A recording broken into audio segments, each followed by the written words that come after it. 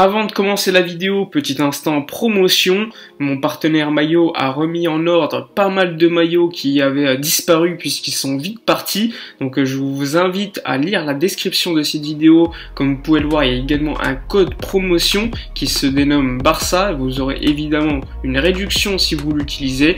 Moi personnellement, j'ai pris de nouveaux maillots, notamment de sélection, que ce soit la sélection du Maroc, ou encore l'Argentine, ou encore la France. Zinedine Zidane évidemment. J'ai également pris d'autres maillots qui sont de bonne qualité, donc personnellement je vous conseille également d'aller faire un tour sur ce site. Franchement, même malgré le Covid, j'ai pas attendu énormément. Et si vous avez des questions, n'hésitez pas à venir me les poser en message privé sur Instagram. Ça fait toujours plaisir de vous parler. Mais bon, personnellement, j'ai jamais eu de problème. Donc je vous conseille vivement de vous faire plaisir si vous le voulez. Des maillots pas chers, de bonne qualité. C'est dans la description. Salut à tous, j'espère que vous allez bien. Alors dans cette vidéo, on va revenir évidemment sur l'actualité de la semaine. Alors vous êtes pas censé savoir que demain il y a un match très important contre le FC Séville, sachant qu'on a perdu 2-0 lors du match aller à Sanchez-Pizjuán. Là, le match retour est au Camp Nou, demi-finale de Copa del Rey, avec évidemment quelques absences comme Ansu Fati et évidemment Sergi Roberto et les habituels de d'habitude.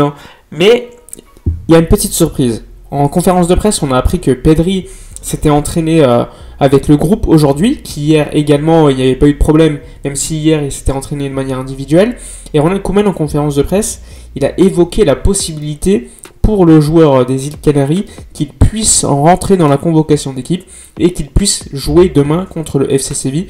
Donc, normalement, s'il n'y a pas de problème, Pedri devrait être convoqué pour le match contre le FC Séville, alors que normalement, il aurait dû être absent au moins 2 voire 3 semaines suite à sa blessure au mollet. Donc une récupération miracle, comme il l'a dit Ronald Koeman en conférence de presse, peut être justifiée tout simplement parce que c'était qu'une douleur et c'était pas vraiment une blessure musculaire. Et également le facteur de la jeunesse. Pedri est un jeune joueur, donc tu récupères beaucoup plus vite quand tu es plus jeune. Et donc c'est une très bonne nouvelle pour le FC Barcelone. L'autre information importante de la semaine, c'était évidemment l'arrestation de Josep Maria Bartomeu suite au Barça Gate qu'on va appeler maintenant le Barto Gate. La justice l'a arrêté hier, mais il n'était pas seul. Il y avait également Oscar Grau notamment, ou encore Jaume Masferrer.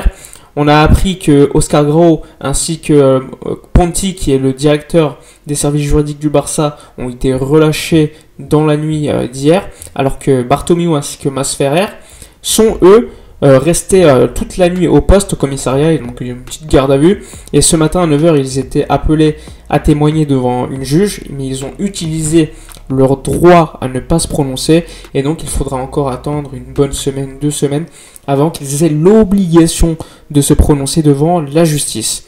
Évidemment, c'est une très bonne nouvelle. Pour ceux qui veulent savoir ce qu'est le Barto Gate, le Barça Gate, il y a eu énormément de vidéos que j'ai fait sur ma chaîne. J'en ai parlé hier, mais il y en a une vidéo qui date d'avril qui est beaucoup plus complète, donc je vous invite à aller la revoir.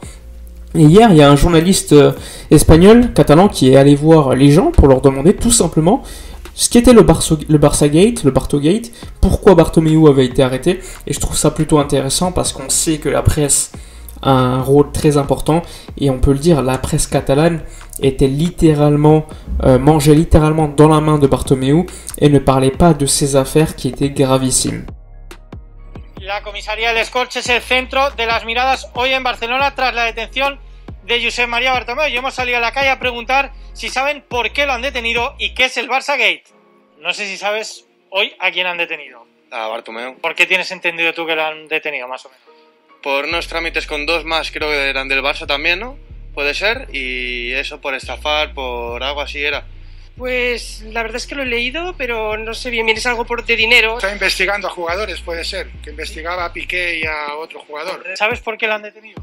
Sí, por el tema del Barça Gate, ¿no? De las redes sociales y los pagos estos de menos de 200.000 euros a diferentes redes sociales, bueno, empresas. ¿Sabes lo que es el Barça Gate o te suena? No.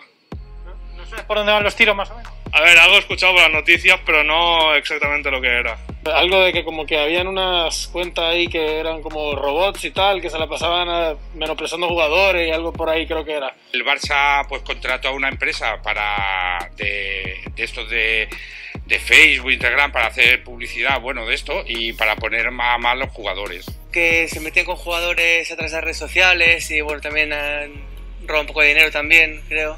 El Barça Gate es una empresa que el presidente y la Junta han cogido para desprestigiar a los jugadores y gente del entorno culé. ¿Y qué te parece? Otro caso más, otra manchita, ¿no? Para el Barça. Bueno, una más, una menos, ya después de todo lo que ha habido en los últimos años, ya un poco más ya no sorprende. Y algo así se veía venir. Fatal, porque esto ya no lo ve solamente toda España, ya lo ve todo el mundo. Même si la plupart, comme vous le voyez, n'étaient pas forcément au courant de manière concrète ce que c'était, il y a quand même des gens qui le savent, même si, vous avez vu, il y a une personne qui n'était même pas au courant de l'affaire, alors que quand même, ça fait déjà 1 an qu'on en parle, et normalement, quand c'est quelqu'un d'aussi jeune, tu es censé être au courant. Enfin bref, l'autre moment important de la semaine, c'était également le débat. Il y a eu un premier débat, on le sait, dimanche aux alentours de midi 30, notamment sponsorisé par Mundo Deportivo et tout le Grupo Gaudo, c'est-à-dire c'est un groupe qui possède tous les médias de communication importants comme Mundo Deportivo, comme RAC1 qui est une radio très importante en Catalogne. Et donc après ce débat qui a eu quand même pas mal de surprises selon moi, parce qu'on a vu un Joan Laporta un peu plus agressif que d'habitude, en expliquant notamment qu'on ne gagnait pas des Ligues des Champions avec des PowerPoint. Ça c'était vraiment dirigé vers Victor Font. Il a mis quelques pics évidemment envers Font en disant que lui était à Dubaï alors que lui était en train de gagner des Ligues des Champions avec le Barça. Évidemment, c'est très important de montrer le leader que tu es, parce qu'il ne faut pas oublier que pendant toute la campagne, Laporta s'est fait attaquer par Freccia et Victor Font. Victor Font a répondu qu'il fallait changer de système, que le système présidentialiste avait amené le Barça vers l'arrestation notamment de Sandro Rosell, et en plus maintenant, hier, celle de José María Bartomeu. Alors que Laporta, lui, veut plutôt un système présidentialiste avec un leader fort et une équipe, évidemment, triée sur le volet. Tony Freccia, lui, comme d'habitude, a évoqué notamment le fait que c'était honteux que Bartomeu se fasse arrêter, que lui avait également parlé avec Xavi lors du mois de décembre pour l'attirer.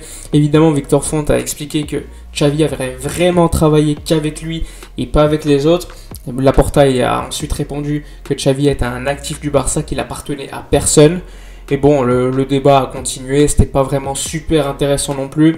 Il y a eu un deuxième débat ce matin à 9h, organisé par le même groupe, RAC1, La Vanguardia et Mundo Deportivo, et c'était un peu pareil, les mêmes déclarations, pas beaucoup de nouveautés, on n'a pas appris beaucoup de choses sur leur projet. Ce qui est sûr, c'est qu'à mon avis, ces débats n'ont pas servi pour changer l'avis de certains socios. Je pense tout simplement que c'était peut-être pour dire officiellement qu'on a fait des débats, parce qu'on le sait, Victor Font et Tony Freccia disaient que Joan Laporta ne participait pas au débat au début. Donc là, aujourd'hui, ça fait déjà 2 débats en quelques jours. Et il y aura un 3e débat, et ça sera le dernier, qui lui sera diffusé sur TV3 dans quelques jours, juste avant les élections qui auront lieu le 7 mars. On a vu également énormément de gens parler de Mikel Arteta. On a vu que Laporta finalement, ainsi que Rafa Yuste, qui est son vice-président sportif, ils ont dit clairement que soit ils ne parlaient pas de nom car ça allait déstabiliser Ronald Koeman et l'équipe, soit tout simplement parce que quand tu prépares une présidentielle et que tu vas potentiellement être président du Barça, tu as une liste de noms, mais ça ne signifie pas que ce sera l'élu. Donc Mikel Arteta au Barça, pour l'instant, c'est loin, très loin d'être fait, et ils ont encore rappelé que Ronald Koeman était prioritaire, qu'il fallait le respecter. Enfin bref, pas de vidéo d'avant-match. Pour moi, c'est un peu inutile de reparler du FC Séville, sachant qu'on a déjà joué 2 fois contre eux en quelques jours. Là, ça va être la 3e fois. Espérons évidemment une victoire, voire une remontada. On doit revenir parce qu'on a perdu 2-0. Pourquoi pas si on ne prend pas de but? On a réussi à mettre 2-0 Sanchez-Pizjuán en Liga. Donc espérons que cela se fasse. Avec l'arrestation de Bartomeu, les présidentielles, une potentielle victoire de Laporta, je ne vous cache pas personnellement que ce serait quand même une semaine plutôt réussie pour ma part. Enfin bref, dites-moi dans les commentaires votre avis concernant les élections, concernant les informations liant Mikel Arteta au FC Barcelone et le Barça Gate. Moi je vous dis tout simplement à demain, à demain pour parler du match contre le FC Séville. Espérons une qualification, je pense qu'on peut le faire, même si ça va être quand même plutôt compliqué de ne pas encaisser. Mais bon, tout est possible.